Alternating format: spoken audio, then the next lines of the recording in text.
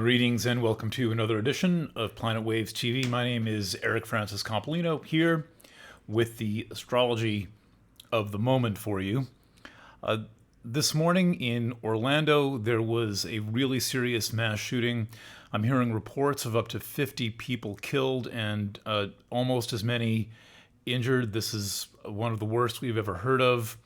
And I cast the chart. I heard this. I usually cast the chart for these things just to see what was going on behind the scenes. And I think that we have a teachable moment here.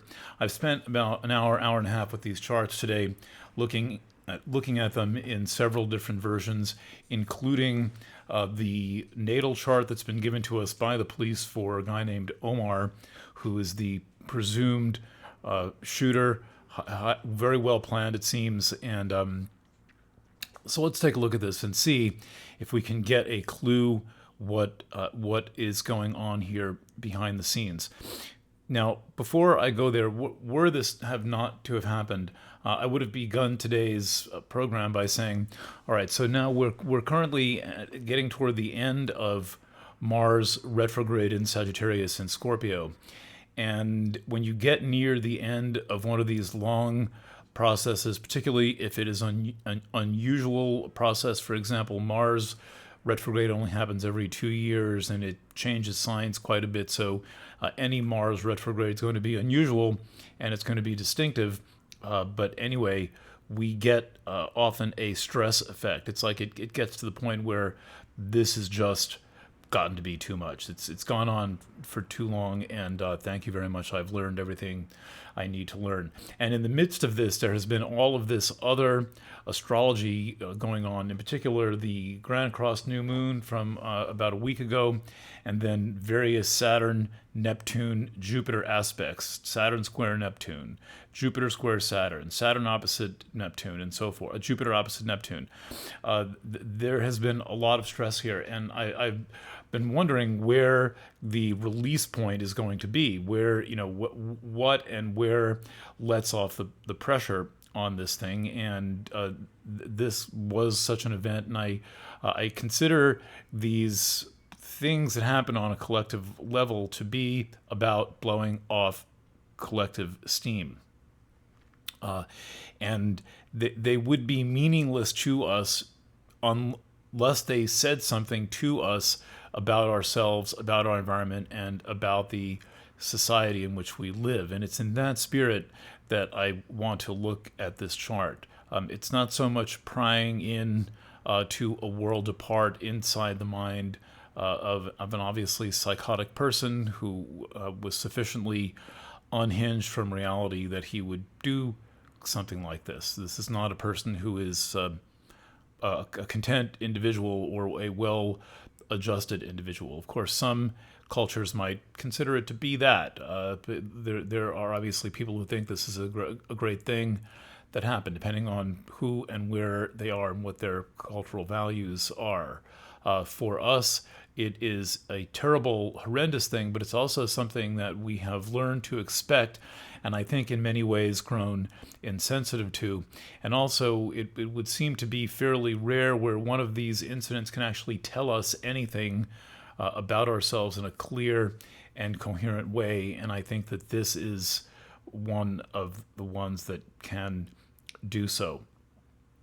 Now, when there is an event like this that is, a mass cultural event and where there's likely to be some confusion, one of the first things I do is I cast a chart with only the classical planets. I get rid of all of the discoveries past Saturn and look at the chart in its most elemental form. I didn't do that first in this case. I did look at the full chart for it, but then to verify the chart, to get to do what's called the test for radicality, the test for does this chart apply to this situation. Now, there are some branches of astrology where you can toss the chart if you feel the chart does not apply. If certain rules are not met, those rules change over the years and depending on where you tune into astrology. But I think that the it's essential to have a test for radicality. That is the word that means, does this chart meet the requirements to describe the event in question in some way? And this is a rule from horary astrology. And as I said, there are several different tests for radicality, depending on what era's rules you use. I use the most contemporary and including some older ones, but I want to see a fit between them before I will, go ahead and say this is actually the chart, and I've done that.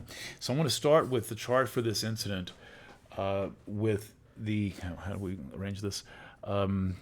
With only the planets out to Saturn, right? So we can see in this chart, we can see the Saturn Saturn square the lunar nodes. Okay, so we lose Neptune. So Saturn is square the lunar node. That's the south node. That's the north node. Jupiter is square Saturn. That is now basically waning. There will not be another exact square. Jupiter is going to proceed straight into Libra. I believe that happens in September. An interesting feature, the first interesting feature in this chart is that the Aries point is rising. Can you see that? Let's get that up close. When we cast the chart for 2:02 a.m., the time that shots were fired. So let's pause on that for a second and look at how the time for one of these events is determined. The New York Times said basically all we have is media reports. Since we don't have any firsthand citizen reports, I don't know anybody who was there. So therefore, like everyone else, I'm dependent upon media reports, but I'm going to read carefully and look for alignments between the stories as reported by different media. And something curious shows up, which I've verified, which is that the New York Times, the Wikipedia entry on this, because news events get Wikipedia entries pretty quickly, that summarize and footnote the news reports generally. They'll be taken down if they don't. And the Wikipedia report on this initially says currently that at 2 a.m., the nightclub involved called, I think it was called Pulse, let's see, Pulse Orlando, posted to its Facebook page. I'll read you the quote, I've saved it. Everyone get out of Pulse and keep running. Then 2 minutes later at 2:02, shots were fired. Now this will inevitably be used by people to claim that this is some kind of a false flag event. However, 2 minutes is sufficient time for someone to see something happening out in the parking lot, someone arming up, they've obviously got to get out of the car and gather their weapons and walk in. And somehow club management posted a warning to get out 2 minutes before the incident. So I don't think this is enough to rise it to the level of a question about whether this is some kind of fake thing or whether someone with the inside information knew. For example, it wasn't posted the day before or an hour or two before. It was posted, according to the best reports I have, 2 minutes before. But those 2 minutes make a very big difference in this chart. If you can see that the ascendant is 10 arc minutes of Aries, 0 degrees, first degree, therefore, and 10 arc minutes. So the rising sign has just gotten into Aries. If we cast this chart for 2 a.m., we get the 30th degree of Pisces rising. We get basically a different chart that points to different things, because the ruler of the rising sign, in this case that would be Mars, makes a difference. If the chart is Pisces rising, which it would be had we cast it for 2 minutes earlier, we would have Jupiter being the ruler of the chart, and that doesn't make sense. The reason why I used the 202 chart is because what I'm looking for in these charts is the point of no return, and the warning is not a point of no return, but the first shot fired is the point of no return. We get that. We get the Aries point of this chart rising. That's the first degree of Aries, and this is the point that I've taken to calling the intersection of the collective and the private, where the private and the public meet. And in the world we live in now, it's as if we're always standing in that intersection. The idea from A Course in Miracles that there are no private thoughts was never more true than it is today. It is very difficult for us to keep anything about ourselves properly secret, basically, and sooner or later everything comes out, and then we kind of always live in this kind of lottery where anything around us at any time could, quote unquote, go viral and become the next big thing. So we get the next big thing here. Again, an unusual number of people killed. This means that there was some real intent to do this. There was some planning. There was some organization. And let's see what's going on in this chart. Pretty much everything you need to know is in the chart with the classical planets, which, however, we'll look at the next chart also. Okay, so the actor is going to be represented by the ruler of the ascendant. It's also the nature of the question. So we get a double signification, Aries rising, and naturally we go to Mars. We find Mars in an unusual condition. It's in Scorpio. It's other ruling sign, and in 2 weeks, a little bit less than 2 weeks from now, how many days? The 29th. Today's the 12th. So a little more than 2 weeks from now, Mars is going to station direct. And so Mars is slow, and that means that Mars is powerful right now. And it is in Scorpio. And at the beginning of this Mars retrograde, all through the first part of Mars retrograde, I talked about the intersection between spiritual matters and sexual matters being described by this Mars retrograde, because Mars retrograde began in Scorpio, and then it's began in Sag, and it's backed up into Scorpio, and this is the kind of the imaginary line between two issues that tend to get a kind of a wall of separation, right? Because they tend to feel, and we're taught again and again to feel, that anything that is sexual cannot be spiritual, anything that is spiritual cannot be sexual. And this is one of the biggest problems that the human race faces, that we count our own existence and our own most natural organic impulses as being ungodly, unspiritual, as being some kind of a bad thing. And I think herein lies the primary split in the human psyche, and this split is fed and fostered over and over again. And here's how we see it coming up. We see, first of all, the shooter being depicted in a retrograde Mars that is inwardly directed and frustrated. He's also in a sexual environment. This was a gay club, and I think that makes a difference now, particularly where there is so much venting of anger around the issue of gay people having any rights at all, or even existing, and that itself wouldn't be an issue were people not questioning their own sexuality. Were there not some personal hook into this? There's no way to do something like this when you're not taking something personally. You're acting personally against other humans, and so we've got something here. And it fits. This element in particular makes this chart radical, because it describes the environment. It is Mars. It is violent. It is in a sexual environment of a gay club, which is not sexual per se, but it's defined as such by the world. It wouldn't be a gay club were it not. The thing that people have in common there is either they are gay or they like to party with gay people, which pretty much everyone agrees is more fun to party with, unless you're really homophobic. The parties where the queer people are, basically. And people say this, and it's on the Facebook wall. So the crazy thing about this is that it's not merely killing a bunch of gay people, as may have been intended. Everyone goes into gay bars, all sexual orientations. All right. Next we see, check the ruler of the ascendant. Next thing we check is the moon. You could check the moon first, but there's a kind of an order of operations, and you don't just read these charts randomly. And what the moon is highly important to check, because the moon is kind of the cue ball of the chart. And this moon is it's in late Virgo. You can see that there. It's a 20 plus degrees Virgo, actually 21 Virgo, and it's going to make a lot of aspects before it changes signs. In fact, it's only passed through the Jupiter-Saturn square, and it still is going to make aspects next to the Sun. Then it's going to square, then it's going to square Venus, then it's going to make a sextile to Mars, and then it is going to trine Mercury in Taurus before Mercury changes signs. By tomorrow, Mercury is going to be in Gemini.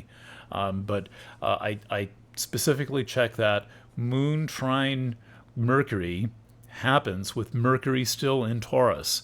This is meaningful because, first of all, Mercury was retrograde in Taurus. Second, Taurus is on the Scorpio-Taurus axis, and it holds that energy of physicality, the association to sex, and Mercury being the message of any terrorist action is highlighted by that trine, and it indicates that there is an association between this event and Mercury in Taurus.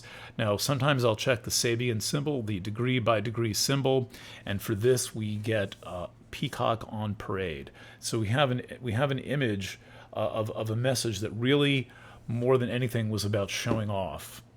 Now, so far, nothing in this chart is cluing me into thinking that something did not happen as it did. These reports will be inevitable. There will be the various things that said it didn't happen and all this stuff. I tend to take those with a grain of salt. I need to see a lot of evidence, and I need to hear a lot of real questions before I doubt it. And so far, astrologically, I see nothing specifically that would give me pause to doubt, and everything I see fits the picture. Okay, so we know about the Moon and we know about Mars. Now let's consider Saturn in Sagittarius retrograde. Saturn is in Sag in the 9th house, and we have the kind of a classical setup of what I was describing a couple of months ago when I was introducing this, which is that we have tension between the oppressive, dominant ideas of religion and then the natural, organic feelings of sex. And basically what we think of as religion right now is built on the suppression of sex. All of the world's major religions are built on the suppression of sex, and the suppression of sex means the suppression of women. If you're female and you're somehow proud of the fact that you belong to a religion that suppresses sex, or you don't belong to any religion at all, and you think this is somehow a good idea, I would remind you that historically and in the most practical, basic terms, the suppression of sex is about the suppression of women. The standard is never applied equally, and it is always applied in such a way that holds down the right of women to choose to live the life that you want to live. Okay, let's expand this chart a bit and see what else we get. Now, this is how the chart looks. The glyphs are all smaller because there's more of them.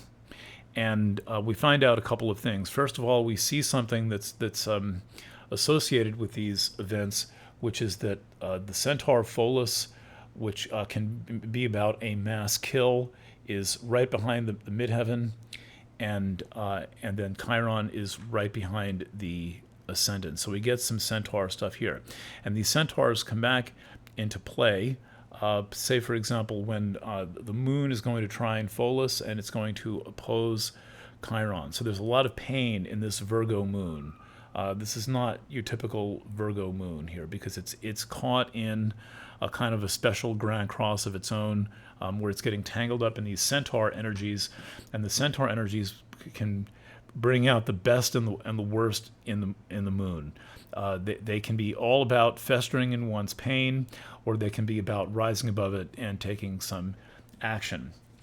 We still see ultimately a setup where two of the main significators, though, continue to stand out as describing this division between religion and sex, where there is suppression of sex for the sake of calling ourselves more like God. It's a perfectly ridiculous idea, but it's one that I would say that the majority of people believe in, and a much larger majority subscribe to without knowing quite exactly what it is that they are believing. A few other points here. Obviously, we are in the realm of the Uranus Eris conjunction that is very exact still. It's exact to 6 arc minutes. And so this is an event that gets put down kind of in the astrological chronology of something that's associated with the Uranus-Eris conjunction. And it is a kind of a seeking one's identity through violence. And we do a lot of that in our society. Everyone from Marshall McLuhan forward has pointed this out, that, but he was the first one to say that extreme acts of violence and violence in general are about seeking identity. They're about defining oneself and one's beliefs. And this is exactly what happened. There is some message to this, and the message to this is it's not safe to declare your sexuality in any way. Now, I don't believe that's true, but that is the message that is attempting to be spread. There's other factors in this chart, but I'm going to let it go at this point because I don't want to get into too many technical details. Except I want to kind of grapple with one question, which is that one of the mysteries of astrology is that the sign Scorpio deals with both sex and with death. Now, there are biological connections to sex and death. They're, first of all, intuitively associated. They're associated by all kinds of negative cultural messages, and they're also associated in the genetic code, where senescence, programmed cell death, happens to begin right around the time of sexual maturity. And so that I believe are all things that are encrypted in this idea of Scorpio. But the real question is, what is the thing that makes the difference in Scorpio between the death aspect and the sex aspect? And I would say here's the difference. Scorpio is about both sex and death. Suppress sex and you get death in some form. Now, this is the most obvious thing that we live with as if it were not true. And yet we live in a culture that is known for its violence. It is known for these kinds of violent incidents. And we live in a culture that is constantly suppressing sex and sexuality. We live as if that is normal, and worse, I think we live as if it's right and true. Now, I am starting to see, not in the very recent past, really the very recent past, not the distant past, not going back even more than a year or two, some acknowledgement that this is a problem, and even people who aren't really in a position to do much about it with themselves, I have heard say, like, yeah, this has got to end. So there's some dim awareness of the connection between the extent of the violence in our society and the extent of the sexual repression in our society. And I've got a lot, actually forgot other charts here, so I'm going to take a couple of more minutes and do this. I'm going to show you how this works in the chart. I forgot I cast 2 other charts. I have Omar's natal chart. Now, how do we know this really is about him? And what does this say in terms of this message of sex and death? Well, first of all, Mars is stationing direct right on Omar's sun in Scorpio. Omar's sun, we don't really know. We don't know what time he was born, but his sun is in this chart, it's right past the 26th degree of Scorpio, and Mars is right past the 25th degree of Scorpio. Mars has just walked over his sun, and even though he's currently dead, it's going to do so again. So there's a connection, a personal connection between Omar's natal chart and this Mars station direct, and it brings out all the issues, the violence issues and the issues of sexuality. In addition to bringing up the rage issue, which is an important issue in terms of suppression of sexuality, we have Mars at 25 degrees of Aquarius in his natal chart is being squared by Mars stationing right now. This is happening right now. And so he is being provoked, and what's interesting is he has Mars in Aquarius, and he ended his life by taking out his violence against a group. What is the source of his violence? Well, let's take a look at his natal chart. You can see he's got a lot of planets in Scorpio. He has Venus in Scorpio. He has Pluto in Scorpio, taking a conjunction from Venus, highly sexed.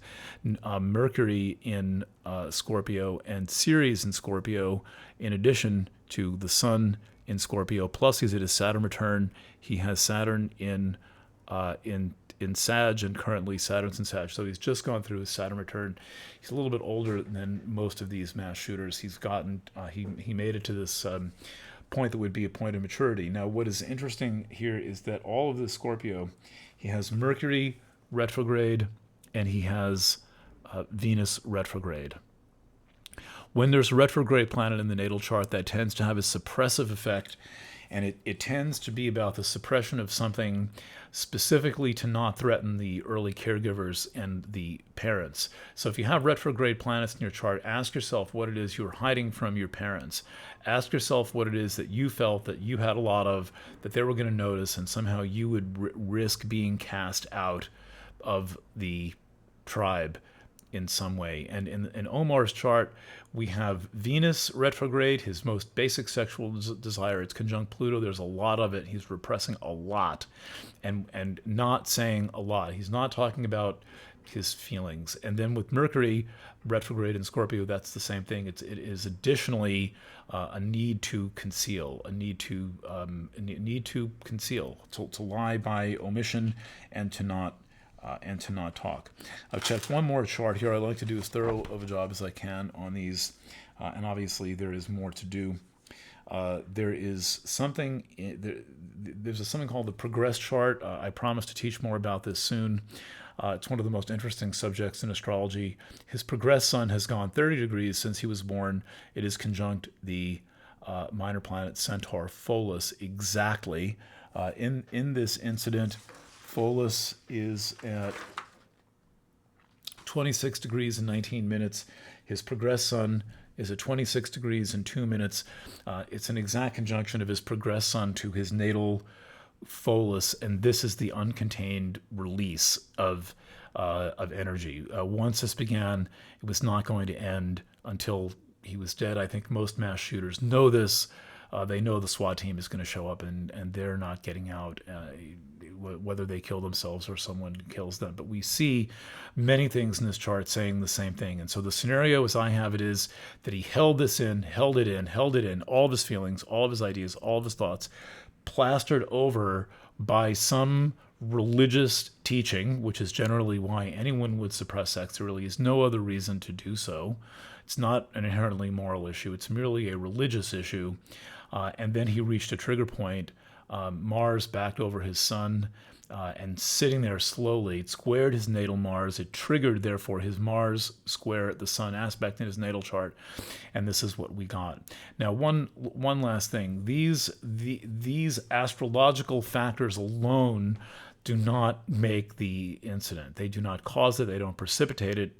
And I apologize for using any language that insinuates that they might be the cause. They are merely, the astrology is merely a reading of the energies. It is merely an assessment of what is going on as you enter the invisible environment, which you do when you start looking at things like astrology at all, and then particularly when you start looking at things like progressions.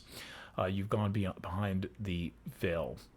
And yet now this has emerged out of the background, and I think that it is a comment on the background of how we think about violence and how we think about sexuality, or don't think about these things. But if you look at this, and if you have the bravery and the courage to look at this, and to look within and to notice the ways in which this dynamic might play out in your life or in the lives of the people around you, who knows, you might figure out a little bit. All right, so hopefully this has been of some interest and some help clarifying things a little bit. Don't be too clear. Make sure you leave room for a little bit of doubt at all times. I'm planning to see you again on Tuesday, or at least to speak to you again on Tuesday with the next edition of planetwaves.fm. That's available at planetwaves.fm. Thanks for your support. I do this thanks to the loving, generous, kind support of my subscribers. We do offer these subscriptions, and that is what makes it possible for me to come here every week and give you one of these teachings. See you over at Planet Waves FM. Thanks and bye for now.